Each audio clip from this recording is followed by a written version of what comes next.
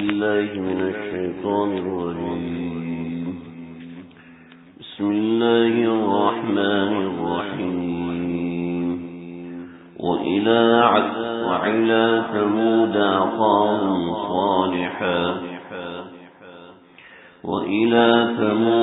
أخاهم صالحا قال يا قوم اعبدوا الله ما لكم من إله غيره قد جاءتكم بينة من ربكم هذه ناقة الله لكم آية فذروها تأكل في أرض الله ولا تمسوها بسوء فيأخذكم عذاب أليم. صدق اللہ العظیم. آج انشاءاللہ حضرت صالح علیہ السلام کا تذکرہ ہوگا جو اللہ کے بڑے پیارے پیغمبر تھے. پچھلی مرتبہ ہم نے حضرت ہود کا ذکر کیا جو کہ قوم عاد کی طرف مبعوث ہوئے. حضرت ہود علیہ السلام کے انتقال کے کچھ عرصہ کے بعد قوم عاد کے جو مابقیہ لوگ تھے وہ عبر شہر سے نکل کر یہ حجاز سے پہلے ہے. عبر شہر حجاز جسے آج عرب کہتے ہیں. عبر یہ عرب سے پہلے ہے سمندر کی طرف، اور شام یہ عرب کے بعد ہے. تو شام سے کچھ پہلے ایک علاقہ آتا ہے، اس علاقے میں جا کر یہ عاد کے جو مابقیہ لوگ تھے جو قوم سمود تھی یہ وہاں پر جا کر آباد ہوئی. حضرت نوح علیہ السلام سے سمود بن عاصر بن ارم بن سام اور بن نوح یہ یہاں تک ملتے تھے، اور ارم سے آگے عاصر اور ارم سے آگے اوس اور اوس کے بعد عاد اس طرف نکل جاتے اور سمود اس طرف نکل جاتے. اور اس کے علاوہ ایک اور قوم آباد تھی جو کہ عمالقہ تھی جس کا ذکر آیا تھا کہ قوم عاد کے جو لوگ تھے وہ جا کے ان کو عمالقہ نے ان کا اکرام کیا تھا، اور ان کا جو امیر تھا معاویہ بن ابی بکر اس نے ان کا اکرام وغیرہ کیا تھا، 2 مہینے تک رہے تھے. تو عمالقہ عملیق یہ الگ قوم تھی، اور باقیہ جو عرب العاربہ جو 2 قومیں تھیں ان میں ایک عاد تھی، ایک آگے چل کے عاد بنی اور ایک آگے چل کے سمود بنی. عاد کا نسب ہم نے ذکر کر دیا تھا، اور سمود کے اندر حضرت صالح جو تھے وہ مبعوث ہوئے تھے قوم کی برائیوں کو دیکھ کے. یہ صالح بن عبید بن آصف بن ماشح بن عبید بن حادر بن سمود بن عاصر بن ارم بن سام اور بن نوح، اور نوح سے آگے کا جو سلسلہ نسب ہے وہ میں آپ حضرات کے سامنے ذکر کر چکا ہوں. یہ اللہ کے وہ پیارے پیغمبر ہیں کہ جن کا ذکر اللہ نے قرآن میں 8 بار کیا ہے. اور ان کی قوم جو قوم سمود تھی، کیونکہ یہ جو ارم کے بعد عاصر اور عاصر کے بعد سمود تھے، اور دوسری طرف ارم کے بعد عاصر اور عاصر کے بعد عاد تھے. یہ ارم کے بعد اوس، بعض روایت میں عاصر ہے بعض روایت میں اوس ہے. تو وہاں سے عاد پیدا ہوئے. تو برحال یہ انساب ہیں، ان کو یاد رکھنا ضروری نہیں ہے، لیکن صرف وہ لوگ جو سمجھنے میں دلچسپی رکھتے ہیں ان لوگوں کی رعایت رکھنا بھی ضروری ہوتا ہے. تو وہاں سے چلی قوم عاد اور یہاں سے چلی قوم سمود. اور جو صحیح روایات ہیں وہ یہ ہیں، یہ تو تاریخی روایت، اور صحیح جو معتبر روایات ہیں ان روایت سے یہ معلوم ہوتا ہے کہ قوم عاد کے ہی کچھ لوگ جو بچے تھے وہ وہاں جا کے آباد ہوئے. جس روایت کا سب سے پہلے میں نے ذکر کیا ہے تو وہی قوم سمود بنی. تو بہرحال یہ سمود بھی قوم عاد کی طرح ایک مستقل قوم تھی، لیکن یہ دوسری جگہ پہ جا کے آباد ہوئی. انہوں نے عادیوں سے کچھ عبرت حاصل کی، لیکن وہ عبرت حاصل نہ کر سکے جو ہونی چاہیے تھی، اور بالآخر یہ لوگ بھی بت پرستی کا شکار ہو گئے. جب یہ لوگ بت پرستی کا شکار ہوئے تو ان لوگوں کی طرف اللہ رب العزت نے حضرت صالح علیہ السلام کو بھیجا. یہ قوم ترقی اور ٹیکنالوجی میں قوم عاد سے بھی 2 ہاتھ آگے تھی. قوم عاد جو تھی وہ تو ویسی جھونپڑوں میں رہتی تھی، لیکن جب ہوا آئی اور ہوا نے ان کو آ کے آسمان پہ اٹھایا اور زمین پہ پٹکا، تو ان لوگوں نے کہا کہ ہمیں کچھ ایسی عمارتیں بنانی چاہیے کہ جو کہ ہوا سے ٹوٹ نہ سکیں، ہوا سے بکھر نہ سکیں، اور ہوا کی وجہ سے ہمارا شیرازہ منتشر نہ ہو سکے۔ چنانچہ انہوں نے اس آرکیٹیکچر کے حوالے سے ایسے کام کیے کہ آج تک دوبارہ دنیا میں ایسے کام نہیں ہو سکے۔ قوم عاد کی بستیاں آج بھی، قوم سمود کی بستیاں آج بھی اسی حالت میں موجود ہیں جس حالت میں ان کے زمانے میں تھی، یعنی انہوں نے پہاڑوں کو توڑا، پہاڑوں کو تراشا، اور پہاڑوں کو تراش کے اپنے گھر بنائے۔ قرآن مجید کی ان آیات کے اندر جو میں نے انتخاب کیے سورہ اعراف کے اندر، قرآن میں تقریباً 8 جگہ پر حضرت صالح کا ذکر ہے اور 11 جگہ پر قوم سمود کا ذکر ہے، اور کچھ اگر آپس میں ملائے جائے تو کل یہ 14 مقامات بنتے ہیں جہاں نبی کا بھی ذکر ہے اور قوم کا بھی ذکر ہے، کہ اللہ نے قوم کی ترقی کا، ان کی ٹیکنالوجی کا ذکر کیا اور نبی کا الگ ذکر کیا، تو نبی کا ذکر الگ جگہ 8 مقامات پر ہے اور قوم کا ذکر الگ جگہ 11 مقامات پر ہے۔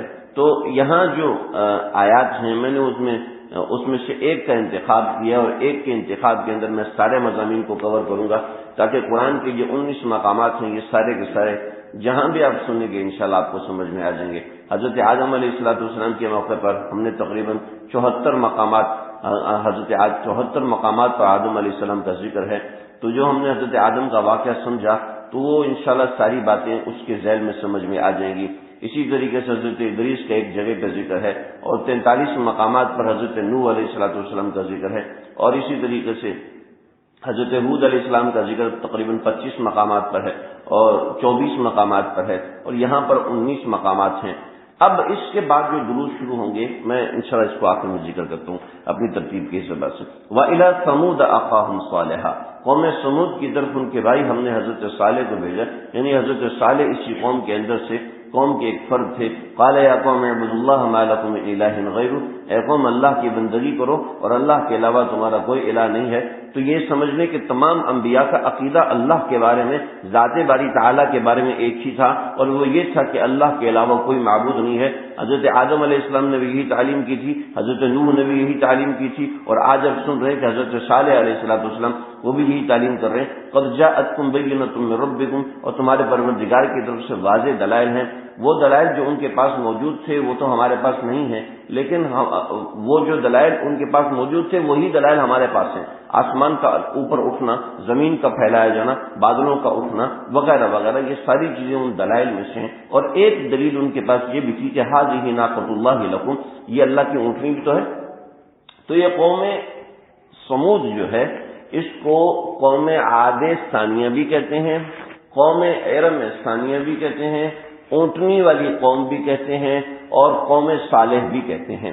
تو جہاں بھی اونٹنی والی قوم کا ذکر آئے، جہاں بھی حضرت صالح کی قوم کا ذکر آئے، اور جہاں پر بھی پہاڑوں کو تنحتون الجبال اس کا ذکر ہے، تو اس سے مراد یہ قوم سمود ہی ہوتی ہے۔ ھذہ ناقۃ اللہ لکم فذروھا، اس کو چھوڑ دو، تأکل فی ارض اللہ، اللہ کی زمین پہ یہ کھائے، ولا تمسوھا بسوء، اور تم اس کے ساتھ برا سلوک نہ کرنا، فیأخذکم عذاب علیم، تمہیں اللہ کا دردناک عذاب پکڑ لے گا۔ واذکروا، اور اس بات کو یاد رکھنا، اذ جعلکم خلفاء من بعد عاد، جس میں نے ذکر کیا کہ یہ قوم عاد کے بعد بنائی گئی، تو واذکروا اذ جعلکم خلفاء من بعد عاد، تو یہ قول اس وجہ سے راجح ہے کہ وَبَوَّأَكُمْ فِي الْأَرْضِ، اور تم کو زمین کے اندر ٹھکانہ دیا، وَتَتَّخِذُونَ مِن سُهُولِهَا قُصُورًا، تم میدان کے اندر محلات بناتے تھے، وَتَنْحِتُونَ الْجِبَالَ بُيُوتًا، اور پہاڑوں کو تراش کے گھر بناتے تھے، وَاذْكُرُوا آلاء اللہ، اللہ کی نعمتوں کو یاد کرو، وَلَا تَعْصُوا فِي الْأَرْضِ مُفْسِدِينَ، اور زمین میں فساد پھیلاتے مت پھرو۔ قَالَ الْمَلَأُ الَّذِينَ اسْتَكْبَرُوا مِن قَوْمِهِ، کیسی عجیب باتیں اس قوم کی ہیں، ہے نا۔ قال الملأ الذین استکبروا، اس قوم کے جو بڑے لوگ تھے جو کہ تکبر کرنے والے تھے، ہمیشہ ہر بڑا آدمی برا نہیں ہوتا، وہ بڑا آدمی جو کہ تکبر کرے، اور ہر وہ غریب آدمی جو کہ تکبر کرے، اللہ کو ایسے شخص کو بڑا غصہ آتا ہے۔ فرمایا 3 لوگ ایسے ہیں جن پر اللہ کو بہت غصہ آتا ہے، ان میں سے ایک وہ بوڑھا جس کے بال سفید ہو جائے اور اس کے باوجود وہ زنا میں مبتلا ہو، اپنی خواہشات نفس میں مبتلا ہو، جس کے بال سفید ہو جائیں، اس کے سفید بالوں کے باوجود گناہ کرے، نمبر 1۔ نمبر 2، وہ غریب آدمی جو کہ غریب ہونے کے باوجود متکبر ہو، ایسے شخص پر بھی انسان اللہ کو بڑا غصہ آتا ہے۔ چلو امیر آدمی جو کہ قوم کا سردار اور سالار ہے، اگر وہ تکبر کرتا ہے تو چلو کبھی نہ کبھی سمجھ میں آتا ہے کہ اس کے پاس اختیار ہے، اس اختیار کی وجہ سے کر رہا ہے۔ جو غریب آدمی ہے وہ کس وجہ سے تکبر کر رہا ہے کہ اس کے پاس تکبر کرنے کے لیے کوئی چیز ہے ہی نہیں، تو پھر تکبر کس چیز کا کر رہا ہے؟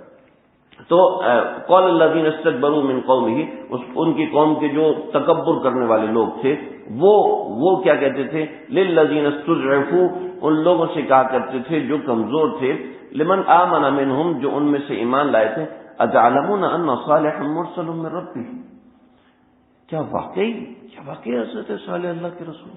یعنی اس طریقے سے مذاق اڑاتے تھے، اس طریقے سے ان سے مزاح کرتے تھے، مزاح نہیں کرتے تھے، مذاق اڑاتے تھے، کیا واقعی حضرت صالح اللہ کے رسول؟ نہیں، ہمیں تو یقین نہیں آتا ہے، پتہ نہیں ہے تمہیں کیسے یقین ہے؟ یعنی کہ کبھی سوال اس لیے کیا جاتا ہے کہ سامنے والے کو سے جواب نہیں چاہیے ہوتا، سامنے والے کو تشکیک کرنا ہوتا ہے، سامنے والے کو شک میں ڈالنا ہوتا ہے، اس وجہ سے سوال کیا جاتا ہے۔ مولانا صدیق باندوی صاحب رحمۃ اللہ علیہ بڑے بزرگ اللہ والے، تو انہوں نے خواب دیکھا، خواب یہ دیکھا، اور آپ نے خواب اپنے استاد کے سامنے آ کے بیان کیا، کہا کہ میں نے خواب دیکھا ہے، میں نماز پڑھا رہا ہوں اور حضور صلی اللہ علیہ وسلم میرے پیچھے کھڑے ہوئے نماز پڑھ رہے ہیں۔ کہا صدیق تم نے خواب دیکھا؟ واقعی خواب دیکھا؟ واقعی خواب دیکھا، واقعی خواب دیکھا ہے تم نے؟ سوال تشکیک ڈال رہے ہیں، واقعی یہ خواب دیکھا ہے؟ کہ جی حضرت واقعی خواب دیکھا۔ کہ صدیق واقعی یہ خواب دیکھا؟ جناب نیچے گرے اور انتقال ہو گیا۔ مولانا صدیق باندوی رحمۃ اللہ اس طرح انتقال ہوا۔ تو شاگردوں نے پوچھا کہ آپ کو شک کیوں ہو رہا تھا جب ان کا جنازہ وغیرہ سب ہو گیا؟ آپ کو شک کیوں ہو رہا تھا؟ کہ صدیق ہے سچا آدمی، یہ جھوٹ نہیں بولتا، اور بڑا متقی پرہیزگار آدمی، اس نے خواب دیکھا، اللہ کے نبی کو دیکھا، اور خواب میں جو اللہ کے نبی کو دیکھے، من رآنی فقد رآنی، جس نے مجھے دیکھا تو اس نے مجھے ہی دیکھا، اور اللہ کے نبی صدیق ہو، یہ صدیق اکبر پیچھے تو نہیں کھڑے ہو سکتے۔ ہاں ایک ضرورت ہے پیچھے کھڑا ہونے کی، کہ سامنے وہ جنازے کی صورت میں کھڑا ہو اور اللہ کے نبی پیچھے کھڑے ہو، صرف یہ صورت ہے، اور مجھے حیرت ہوتی تھی تو زندہ کیسے؟ تو میں اس وجہ سے سوال کر رہا تھا اس میں۔ تو تشکیک، قال الذین استکبروا، ان کی قوم میں سے جو لوگ متکبر تھے، قال الملأ الذین استکبروا من قومہ للذین استضعفوا، جو کمزور لوگ تھے، اور یہ علامت ہے جو کوئی دین کے کام میں آگے بڑھتا ہے سب سے پہلے غریب لوگ اس کے ساتھ جڑتے ہیں۔ ابو سفیان سے جب سوال کیے تھے قیصر الروم نے، تو قیصر الروم نے جب پوچھا کہ اس کے متبعین کون ہیں، امیر ہیں غریب ہیں، زیادہ امیر ہیں یا زیادہ غریب ہیں، تو قیصر الروم نے کہا کہ زیادہ غریب اور کمزور لوگ ہیں۔ فرمایا کہ انبیاء کے متبعین سب سے پہلے وہی لوگ ہوتے ہیں جو کہ کمزور اور ضعیف ہوتے ہیں۔ تو قال الذین استکبروا، تو للذین استضعفوا لمن آمن منہم، جو ان پر ایمان لے کر آئے تھے، اتعلمون ان صالحا مرسل من ربہ، کہ تمہیں پکا ہے کہ حضرت صالح اللہ کا؟ قالوا انا بما ارسلوا به مؤمنون، ہاں جس کے ساتھ وہ بھیجے گئے ہم اس پر ایمان لے کر آئے ہیں۔ تو قال الذین استکبروا انا بالذی آمنت به کافرون، کہ تم جس پر ایمان لے کے آؤ میں اس کا کفر کرتا ہوں، میں اس کا انکار کرتا ہوں۔ فعقروا الناقۃ، انہوں نے ناقہ کی کونچے کاٹی۔ ہوا یہ کہ جب حضرت صالح علیہ السلام نے ان کو قوم کو تبلیغ کی، سمجھایا بجھایا، اور کافی سمجھایا، کتنا سا سمجھایا کچھ پتہ نہیں ہے، اپنی قوم کو سمجھایا بجھایا سکھایا۔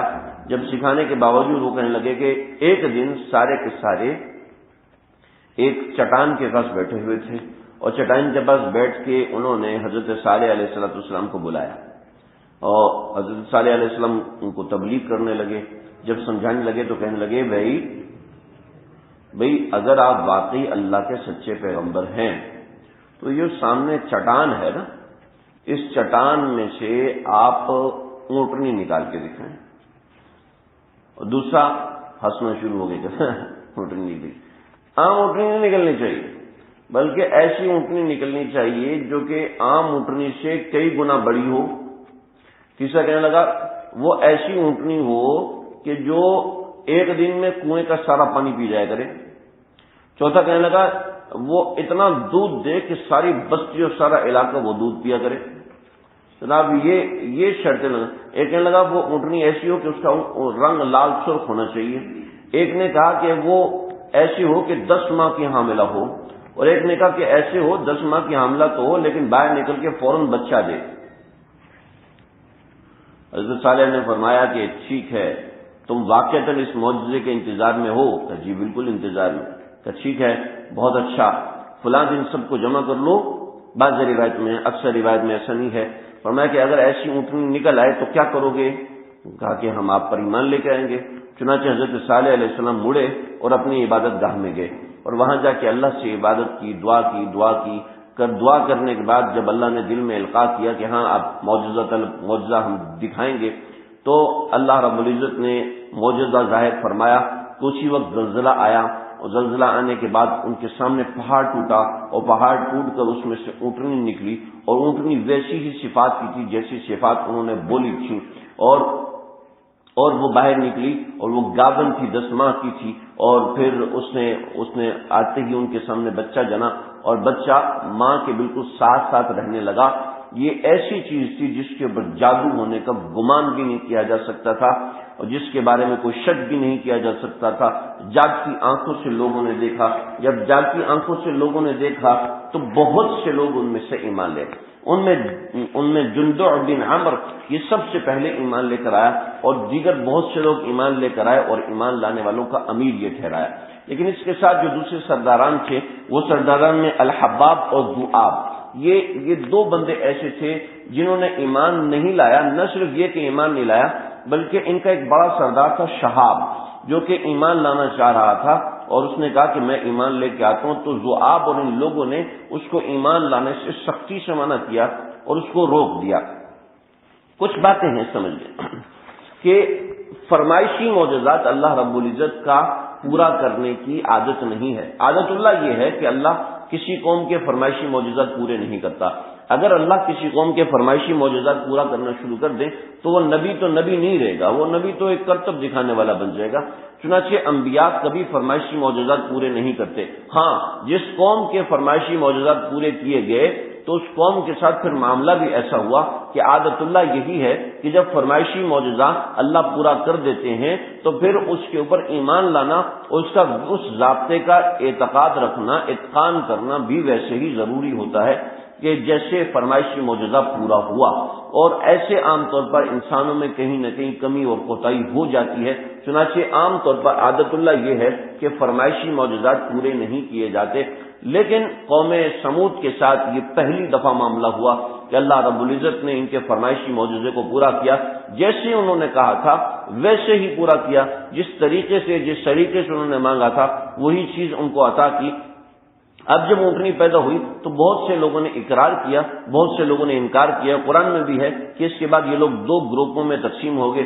کچھ لوگ ایمان لے کر آئے اور کچھ لوگ ایمان نہیں لے کر آئے. حضرت صالح پر پہلے ہی کچھ لوگوں نے ایمان رکھا تھا اور ان لوگوں نے ایمان رکھنا شروع کر دیا. اب یہ اونٹنی جب آتی تھی تو قوم صالح کے پاس ایک کنواں تھا جس میں وہ لوگ پانی پیا کرتے تھے، اور تاریخی روایت سے معلوم ہو رہا ہے کہ وہ کنواں کافی دور تھا. اس لیے کہ نبی کریم صلی اللہ علیہ وسلم نے دیکھا کہ قوم صالح کے لوگ وہ سارے کے سارے کنویں سے پانی بھرتے ہیں. قوم صالح کے لوگوں کے اوپر جس جگہ پر عذاب آیا تھا تو صحابہ کرام نے وہاں پہ کھدے ہوئے کنویں سے پانی بھرا.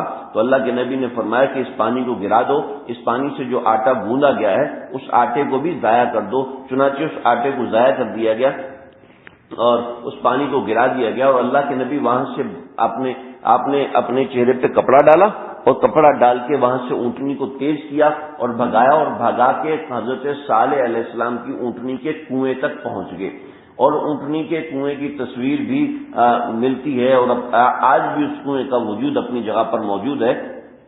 حالانکہ یہ آج سے 4-5 ہزار سال پہلے کی بات ہے، لیکن وہ کنواں بہرحال موجود ہے۔ جو مقام ہے شام سے پہلے کا ایک مقام ہے، اس مقام پر قوم عاد کی باقیات آج بھی موجود ہیں، اور آپ اس کی تصویریں بھی دیکھ سکتے ہیں، اس کی تصویریں بآسانی ہر جگہ سے میسر ہو جاتی ہیں۔ تو بہرحال وہ کنواں بھی موجود ہے، حضرت صالح علیہ السلام کی جہاں قبر ہے وہ جگہ بھی آج موجود ہے۔ تو حضرت صالح علیہ السلام کی جب اونٹنی آئی تو حضرت صالح علیہ السلام نے فرمایا کہ اس اونٹنی کا خیال رکھنا، اب اس کو تکلیف نہیں پہنچنی چاہیے۔ چنانچہ جیسے انہوں نے شرط لگائی تھی کہ ایک دن میں سارے کنویں کا پانی پی جایا کرے، چنانچہ اونٹنی ایک دن میں سارے کنویں کا پانی اکیلی اونٹنی پیتی تھی، اور بقیہ ایک دن میں بقیہ سارے جانور کنویں کا پانی پیا کرتے تھے۔ لیکن صرف اسی پہ اکتفا نہیں، بلکہ یہ اتنا دودھ دیتی تھی کہ ساری بستی میں پانی کے برتن ختم ہو جاتے تھے۔ دودھ اس کا اتنا کثرت سے ہوتا تھا کہ ایک دن یہ پانی پیتی تھی، اور 2 دن یہ دودھ دیتی تھی، یعنی ہر وقت اس کا دودھ ریل پیل ہوتی تھی۔ لیکن جو شکی اور بدبخت لوگ ہوتے ہیں، جن کے دل میں ایمان نہیں ہوتا، جن کے دل میں یہ ٹھنا ہوتا ہے کہ میں نے تو مخالفت کرنی ہے، میں نے تو مقابلہ کرنا ہے، تو ان کو کہیں نہ کہیں انگلی رکھنے کا، اعتراض کرنے کا موقع مل جاتا ہے۔ چنانچہ قوم کے بہت سے شقی اور بدبخت لوگ ایسے تھے۔ اذن بعث اشقاها، قرآن میں ہے کہ ان میں جو سب سے شقی شخص تھا وہ کھڑا ہوا۔ تو اور اس کے پیچھے ایک مزیدار سا قصہ ہے کہ ہر قوم کے اندر جو ابھارنے والے لوگ ہوتے ہیں، ان ابھارنے والے لوگوں میں خواتین سر فہرست ہوتی ہیں۔ ہمارے آقا صلی اللہ تعالی علیہ وسلم جب گھبرا کے وحی سے واپس تشریف لائے، وحی نازل ہوئی تو سب سے پہلے تسلی دینے والی حضرت خدیجہ تھی۔ اللہ کے نبی کو غصہ آیا، اور غصہ آنے کے بعد فرمایا مجھے تمہارے ایمان کی کوئی ضرورت نہیں۔ وہاں پر ان لوگوں کو بچانے والی وہ قوم تھی، سلمہ رضی اللہ تعالی عنہا تھی۔ یا رسول اللہ، ایک آپ کے چچا کا بیٹا، ایک آپ کی پھوپھی کا بیٹا ہے، یا رسول اللہ آپ ان کو معاف کر دیجئے، ہاں ان سے یہ کہہ دیجئے کہ تم میرے سامنے نہیں آنا، لیکن ان کے ایمان کو آپ رد نہ کریں، ان کے ایمان کو رد نہ کریں۔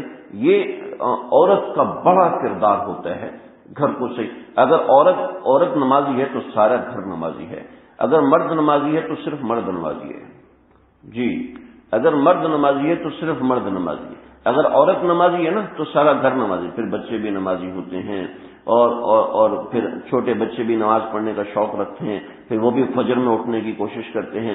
اگر مرد نمازی ہے تو صرف مرد نمازی ہے۔ اگر عورت صالح ہو جائے تو سارا خاندان صالح ہوتا ہے، اگر مرد صالح ہو تو کبھی وہ خود بھی گمراہ ہو جاتا ہے عورت کی وجہ سے۔ تو اللہ رب العزت نے عورت کو بنیادی اکائی رکھا ہے معاشرے کی، اتنی بڑی اکائی۔ چنانچہ یہاں جب گمراہ ہوئے تو گمراہی کے اندر 2 عورتوں کا ہاتھ تھا۔ ایک عورت کا نام تھا انیسہ، اور ایک عورت کا نام تھا صدوقہ۔ یہ صدوقہ اور انیسہ تو بوڑھی تھی، اور صدوقہ جوان تھی اور بڑی خوبصورت تھی، یعنی ایسی خوبصورت تھی کہ لوگ اس کو دیکھنے کو ترستے تھے۔ تو صدوقہ نے ایک شخص کو بلایا اور اس شخص سے کہا کہ بھئی اس کا نام بعض روایت میں سرعہ رکھا ہے اور بعض روایت میں صدعہ رکھا ہے۔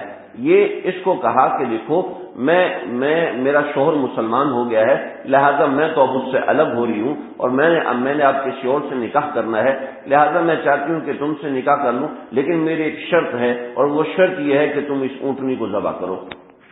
اور دوسری طرف وہ دوسری انیسہ تھی، انیسہ بوڑھیا تھی، تو اس نے قدار کو بلایا، اور قدار سے کہا، قدار بن صاف اس کا نام تھا، قدار کو بلایا۔ یہ اپنے جگہ کا بہت بہادر آدمی تھا، جوان آدمی تھا، بہادر تھا۔ اس نے کہا میری 4 بیٹیاں ہیں، اگر تو تم اس اونٹنی کو ختم کر دو گے تو میں ان 4 بیٹیاں بیک وقت تمہارے نکاح میں دے دوں گی، لہذا تمہارا ذمہ ہے تم اس کو ختم کرو۔ چنانچہ انہوں نے، یہ 2 آدمی تھے، اور انہوں نے اپنے ساتھ 7 آدمی اور ملائے، 7 آدمی اور ملائے اور ان کے پیچھے بیک پروٹیکشن کے لیے 10 آدمی رکھے۔ تفسیروں میں لکھا ہے، کتابوں میں لکھا ہے، یہ 19 آدمی گمراہ ترین اشخاص قرار دیے گئے، اور انہوں نے حضرت صالح علیہ السلام کو قتل کرنے کی ٹھانی، اور انہوں نے حضرت صالح کی اونٹنی کو قتل کرنے کی ٹھانی۔ روایتوں میں آتا ہے کہ یہ اونٹنی جنت میں جائے گی، یہ اونٹنی ان جانوروں میں سے ہے جو جنت میں جائے گی۔ صحبت صالحین ایک ایسی چیز ہے کہ جب اس کی طرف انسان کی نسبت ہو جاتی ہے تو اس نسبت کی برکات انسان کو محسوس ہوتی ہیں، نہ صرف انسانوں کو محسوس ہوتی ہیں بلکہ جانوروں کو بھی محسوس ہوتی ہیں۔ یہ غالباً تفسیر قرطبی میں لکھا ہے، اور میں تھوڑا سا اس سے آگے بڑھ کے کہتا ہوں، نہ صرف جانوروں کو نصیب ہوتی ہیں بلکہ بے جانوں کو بھی نصیب ہوتی ہیں کہ وہ پتھر جس کی نسبت حضرت ابراہیم علیہ السلام کی طرف ہوئی، وہ مقام ابراہیم کا پتھر وہ بھی جنت میں جائے گا۔ وہ پتھر جس کی نسبت تمام عمرہ کرنے والے، تمام حج کرنے والوں کی طرف ہوئی، یعنی حجر اسود، وہ بھی جنت میں جائے گا۔ پھر صفا کی پہاڑی ہے جس کی نسبت آپ صلی اللہ علیہ وسلم حضرت ابراہیم کی بیوی حضرت حاجرہ کی طرف ہوگی، وہ صفا اور مروہ وہ بھی جنت میں جائیں گی، اور حضرت موسیٰ علیہ السلام کے کپڑے ایک پتھر اٹھا کے لے کے چلا گیا تھا، اور حضرت موسیٰ علیہ السلام نے اس پتھر پہ ضرب ماری تھی، وہ پتھر بھی جنت میں جائے گا۔ یعنی بے جان چیزوں کی نسبت جب ہو جاتی ہے تو وہ ان کے لیے بھی اللہ نے سعادت لکھ دی ہے، تو یہ تو جانور تو پھر بھی جاندار ہیں۔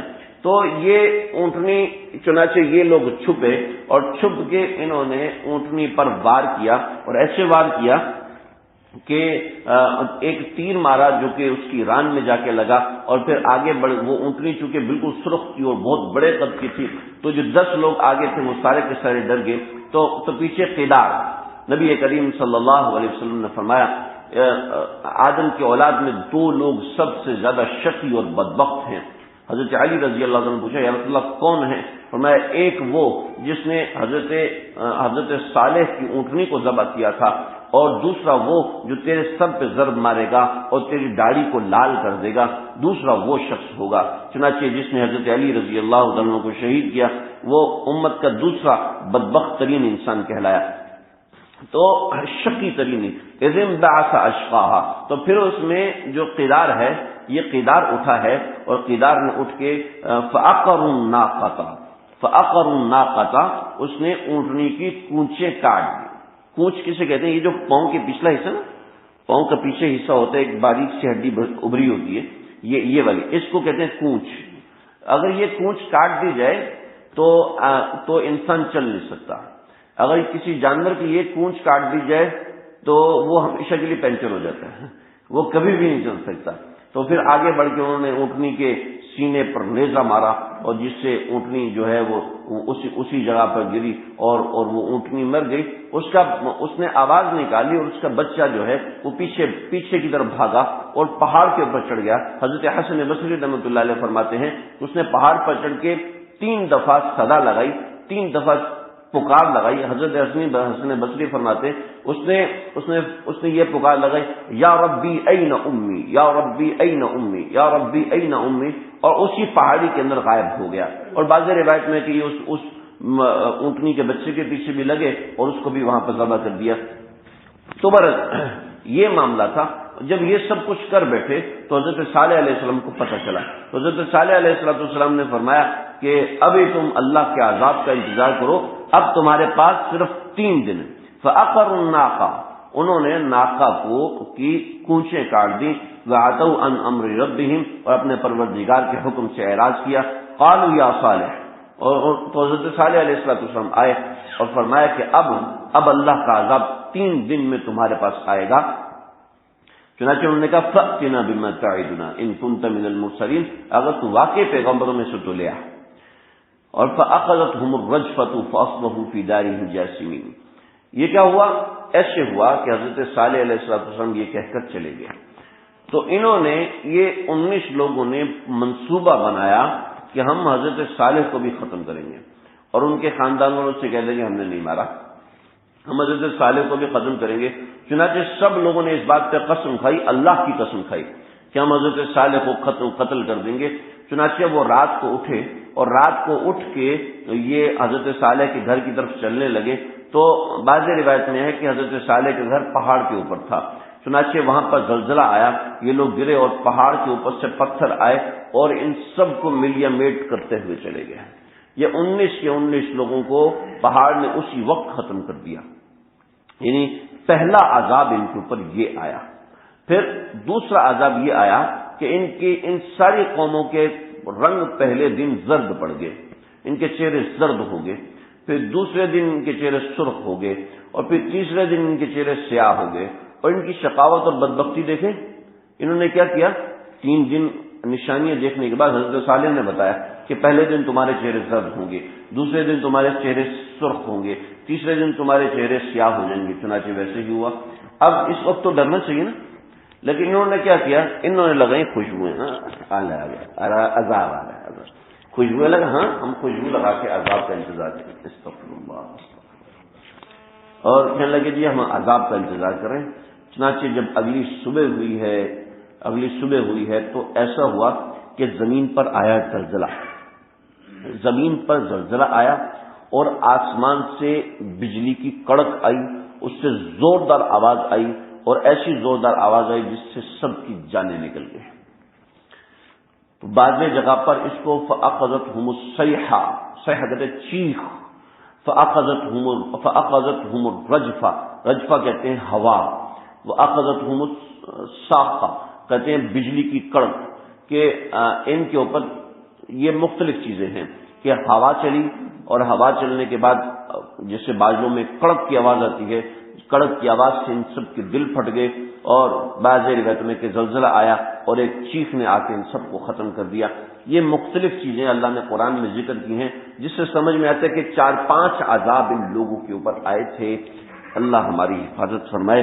جب کوئی قوم نشانیاں دیکھ لیتی ہے، جب کوئی قوم عبرتیں دیکھ لیتی ہے اور ان نشانیوں اور عبرتوں کو دیکھنے کے باوجود بھی عمل نہیں کرتی، توبہ نہیں کرتی، اللہ کی طرف رجوع نہیں کرتی، تو پھر اللہ ایک نہیں کئی عذاب نازل کرتے ہیں، جیسے بدحالی کا، معاشی بدحالی کا، جیسے کرپشن کا، جیسے بدعنوانی کا، جیسے جھوٹ بولنے کا، جیسے نمازیں چھوڑنے کا، جیسے لڑائی جھگڑے کا، جیسے نفرتوں کا عذاب۔ تو ایک عذاب اس قوم پر نہیں آتا، اس سے پہلی قوموں پر صرف ایک عذاب آیا تھا، قوم عاد پر ہوا کا عذاب آیا تھا، قوم نوح پر پانی کا عذاب آیا تھا، لیکن ان کے اوپر اللہ نے 3-4 عذاب نازل کیے۔ فأخذتهم الرجفہ، بعض جگہوں فأخذتهم الصاعقہ، بعض الصاعقہ کہتے ہیں بجلی، تو ان کے اوپر بجلی بھی گری اور بجلی کے ساتھ آواز بھی آئی جس سے بادلوں میں گرج چمک ہوتی ہے، تو اس طریقے سے، اور پھر ان کے چہرے زرد ہوئے، اور پھر یہ کأن لم یغنوا فیہا، کہ اپنے گھروں میں ایسے تھے جیسے کہ کوئی ہے ہی نہیں، یعنی کہ وہ ایک بھی نہیں بچا۔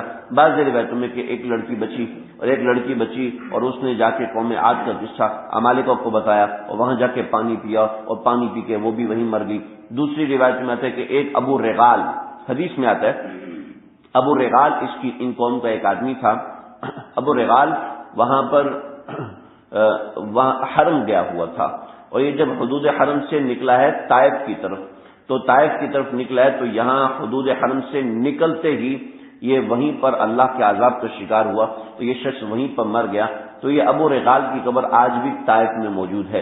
نبی کریم صلی اللہ علیہ وسلم جب گزرے تو آپ نے فرمایا کہ یہ جانتے ہوئے کس کی قبر ہے؟ کہ یہ کس کی قبر ہے؟ کہ یہ ابو رغال کی قبر ہے، جو کہ قوم سمود میں حضرت صالح علیہ السلام کی نافرمانی کے عذاب کی وجہ سے پکڑا گیا تھا، تو یہ حرم میں تھا، جب حرم کی حدود سے نکلا ہے تو اسی وقت یہ قوم سمود میں ہونے کی وجہ سے اللہ کے عذاب کا شکار ہو گیا۔ اس کی قبر کی نشانی یہ ہے کہ اس کی قبر کے ساتھ ایک سونے کی ٹہنی دفن ہے، چنانچہ سارے صحابہ بھاگے، انہوں نے اس زمین کو کھودا اور دیکھا کہ سونے کی ٹہنی وہاں موجود تھی، سونے کی ٹہنی اٹھا کے اللہ کے نبی کو دکھائی، فرمایا کہ یہ علامت ہے کہ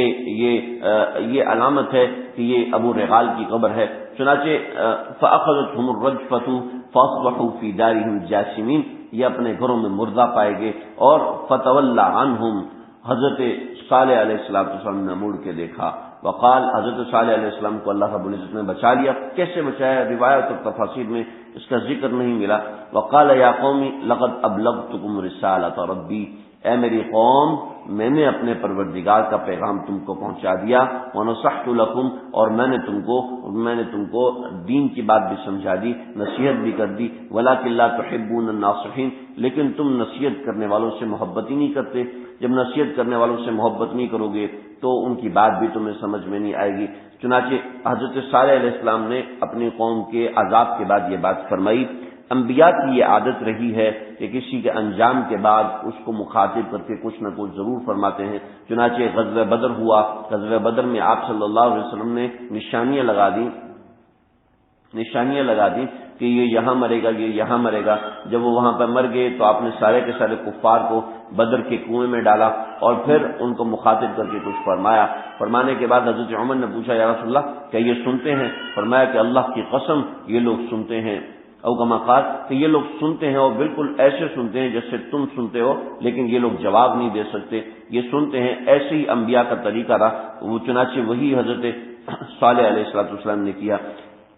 روایات میں آتا ہے اس کے بعد حضرت صالح علیہ السلام حرم شریف آ گئے اور حرم شریف میں آ کے آباد رہے، اور اس کے بعد دوبارہ حضرت صالح علیہ السلام اس قوم کے قریبی علاقے کی طرف آئے اور وہیں پر حضرت صالح علیہ السلام دفن ہوئے۔ یوں ان کی زندگی مکمل ہوئی۔ حضرت صالح اور حضرت ہود ان دو کا ذکر قوم عرب کے اعتبار سے ان کو عرب العاربہ کہتے ہیں، عرب کے اعتبار سے تھا۔ اب ہم وہیں حضرت نوح علیہ السلام کی نسل میں حضرت ابراہیم علیہ السلام آئے اور حضرت ابراہیم سے حضرت اسماعیل اور پھر حضرت اسحاق اور حضرت اسحاق سے پھر حضرت یوسف، حضرت یعقوب اور حضرت ایوب، پھر حضرت موسیٰ، پھر حضرت ہارون، پھر حضرت عیسیٰ اور پھر نبی کریم صلی اللہ علیہ وسلم، اور پھر اس کے اطراف میں حضرت شعیب علیہ السلام ہے، پھر حضرت سلیمان ہے، حضرت داؤد علیہ السلام۔ پھر ہم اس تذکرے کی طرف انشاءاللہ جائیں گے، تو یہ تذکرہ انشاءاللہ آگے چلے گا۔ اللہ تعالیٰ مجھے اور اللہ تعالیٰ آپ کو اس تذکرے مبارک کی برکت سے فیضیاب فرمائے۔ اللہ جو قرآن کی یہ دولت ہے اللہ ہم سب کو نصیب فرمائے۔ میرا کل امتحان ہے، دعا کی درخواست ہے، نہیں ہے عبداللہ؟ اللہ تعالیٰ جی مستقل دعا ہے، فاروق بھائی کیا ہے، اہلیہ کے لیے، نعمان بھائی کی مشیرہ کے لیے مستقل دعا ہے۔ اللہ تعالیٰ مکمل صحت عطا فرمائے، صحت کے خزانے برسا دے۔ بسم اللہ الرحمن الرحیم، الحمد للہ رب العالمین والصلاة والسلام علی اشرف الانبیاء واکرم الانبیاء والمرسلین۔ اللهم ربنا تقبل منا انك انت السميع العليم وتب علينا انك انت التواب الرحیم۔ اے اللہ ہم نے آج سے بڑے پیارے نبی کا ذکر پڑھا ہے، اے اللہ ذکر کا تذکرہ ان سے فرما دیجئے، ان کے دل سے ہمارے حق میں دعا نکلوا دیجئے۔ قرآن میں کئی لوگ ان کا تذکرہ پڑھتے ہیں، آج ہم نے خاص طور پر ان کا ذکر کیا ہے۔ اے اللہ یہ ہمارے لیے سعادت ہے کہ ہم نے تیرے پیاروں کا ذکر کیا، جو تیرے پیارے تھے، تیرے پیاروں کے پیارے تھے، تیرے فرشتوں کے پیارے تھے۔ حضرت صالح علیہ السلام کے ذکر خیر کی برکت سے، قرآن مجید کی تلاوت کی برکت سے، قرآن مجید کے یکجا 19-20 قصوں کی برکت سے، اے اللہ ہم سب کی جملہ مقاصد حسنہ پورے فرما دیجئے۔ ہم میں سے جو لوگ بیمار ہیں اللہ صحت کلی عطا فرمائیے۔ ہمارے فاروق بھائی کے اہلیہ محترمہ بیمار ہیں، اے اللہ شفاء کاملہ، شفاء عاجلہ مستمر عطا فرمائیے۔ جس طریقے سے مرض نظر آئے ہیں اے اللہ اسی طریقے سے ان کی شفائی بھی کروا دیجیے۔ اے اللہ جس طریقے سے نامعلوم طریقے سے مرض سامنے آئے آپ نامعلوم طریقے سے شفا دے دیجیے، آپ نامعلوم طریقے سے شفا کی دولت عطا فرما دیجیے۔ اے مالک تیرے پاس کس چیز کی کمی ہے؟ صحت کے خزانے تیرے پاس ہیں، جوانی کے خزانے تیرے پاس ہیں، صحت سہولت کے خزانے تیرے پاس ہیں، عافیت کے خزانے تیرے پاس ہیں۔ صحت کی رحمت کی بارش فرما دیجیے۔ ہمارے نعمان بھائی کے بیٹے عبداللہ کو، حسن کو صحت کلی، صحت کاملہ عاجلہ مستمرہ عطا فرمائیے۔ جو لوگ بھی جہاں کہیں بھی بیمار ہیں اے اللہ سب کو شفاء کلی، شفاء کاملہ عاجلہ مستمرہ عطا فرمائیے۔ میرے بیٹے محمد تقی کو صحت کلی، صحت کاملہ عاجلہ مستمرہ عطا فرما دیجیے۔ جو لوگ گھروں میں بیمار ہیں، ہسپتالوں میں بیمار ہیں اے اللہ جس جگہ بیمار ہیں اے اللہ سب کو شفاء کاملہ عاجلہ مستمرہ عطا فرما دیجیے۔ مریض تو تیرے قریب ہوتا ہے اے اللہ، مریض کو تو آپ کے قرب کا مزہ آ رہا ہوتا ہے، لیکن اے اللہ صحت کی دولت، صحت کی نعمت ہمیں عطا فرمائیے، صحت کی رحمت ہم سب کو عطا فرما دیجیے۔ اے اللہ مرض کی نعمت ہم سے برداشت نہیں ہو پاتی، اے اللہ محض اپنے فضل و عنایت سے صحت کی دولت عطا فرما دیجیے۔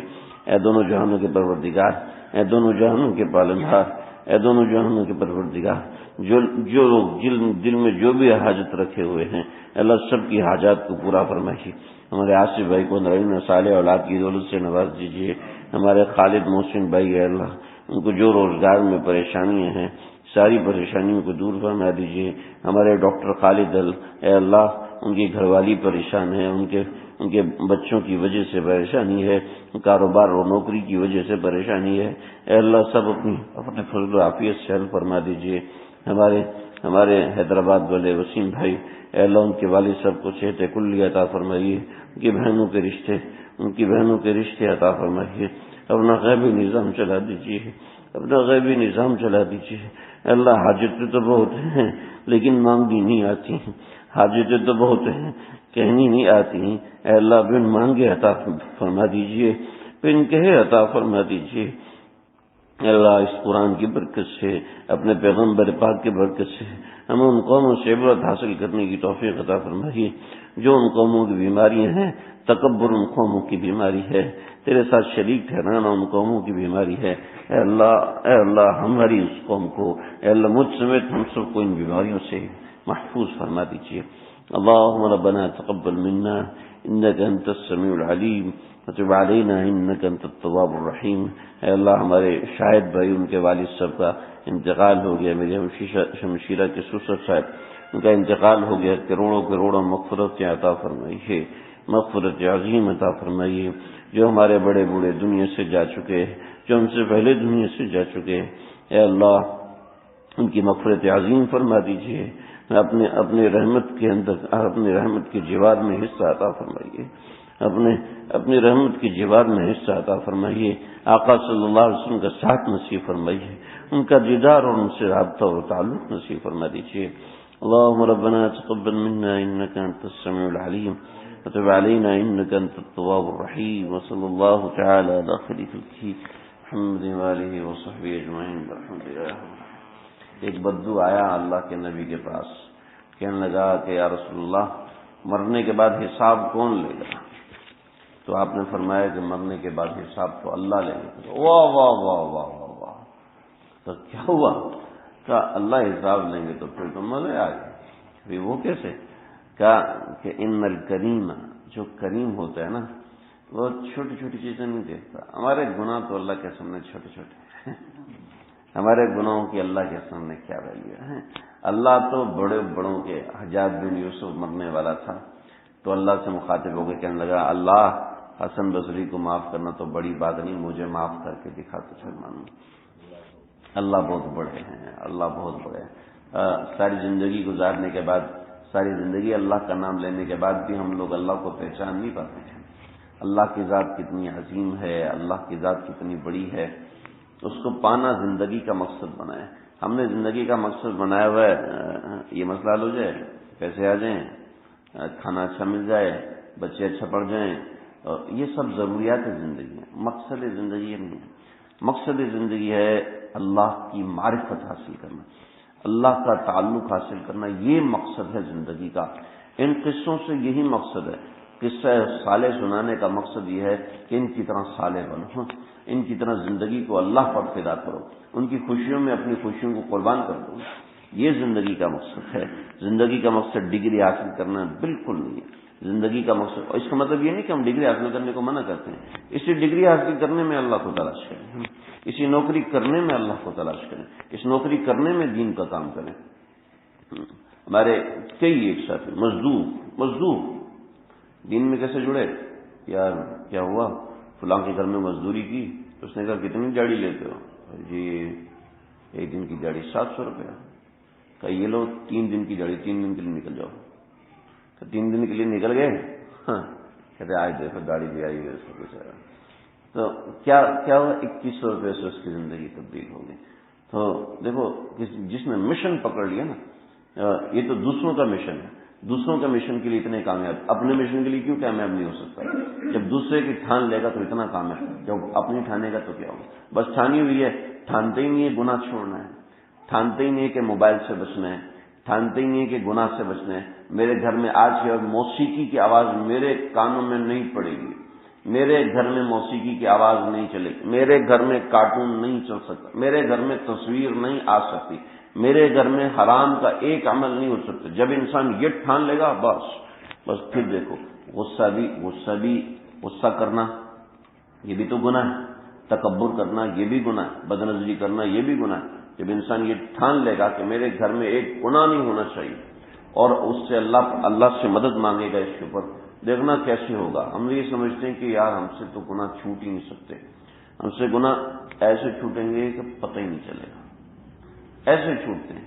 کوئی بندہ آگے بڑھنے کی کوشش کرے، صرف ارادہ، من اراد الآخرہ وسعى لها سعيها وكان سعيه مشکورا. میں رزلٹ لکھ کے دوں، اللہ کہہ رہے میں رزلٹ لکھ کے دوں پاس ہو گیا، صرف ارادہ کر لیں. ارادہ ہی نہیں کرتے ہیں، ہم جذبات بناتے ہیں. سیڑھیوں سے نیچے اترنے کے بعد ختم، گیٹ سے نکلنے کے بعد ختم، گھر پہنچ کے ختم، چھوٹا سا مزاج کے خلاف چیز دیکھی سب ختم. تو ایسا نہ ہو، اللہ سمجھنے کی عمل کرنے کی توفیق عطا فرمائے.